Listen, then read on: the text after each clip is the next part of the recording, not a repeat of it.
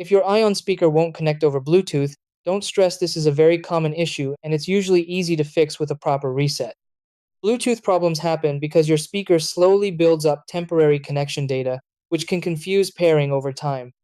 Before resetting, make sure your speaker is within 30 feet, powered on, and not blocked by walls or large objects. Start with a soft reset by turning the speaker completely off, waiting a few seconds, and turning it back on. This alone fixes many dropouts.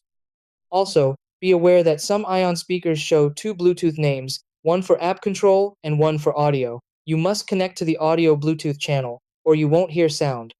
For a full Bluetooth reset, power the speaker off, then go into your phone or computer's Bluetooth settings and forget or unpair the Ion speaker.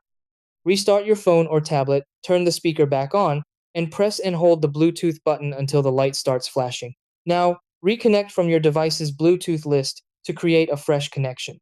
Some Ion models have special reset methods. Certain compact models reset by holding play and pause together. Others have a pinhole reset button, and larger models like Total PA units may reset by holding the control knob for 5 seconds. If you're linking multiple speakers, make sure the secondary speaker is not trying to pair directly to your phone.